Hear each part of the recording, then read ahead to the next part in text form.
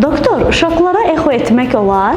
Əlbəttə olar. Uşaqların ürəyini yoxlamaq üçün ən vacib müayinə üsuludur. Yaş həddi varmı? Xeyr, mütləq bir yaş həddi yoxdur. Doğulduğu gündən istənilən ayda və yaşda echo elətdirmək olar. Əgər pediatr ürəyə qulaq asıb, küy eşitmirsə, yenə echo etdirmək olarmı? Bəli, olar. Çünki elə qüsurlar var ki, biz qulaq asdıqda küy eşitməyə bilərik və onu exokardioqramma müayinəsi ilə təyin edirik. Bəzən 3-6 aydan bir echo etdirmək lazım olur. Ziyanı varmı? Xeyr, heç bir ziyanı yoxdur. Əgər həkim hər 3-6 aydan bir echo etdirməyi tövsiyə edibsə, bu olunmalıdır.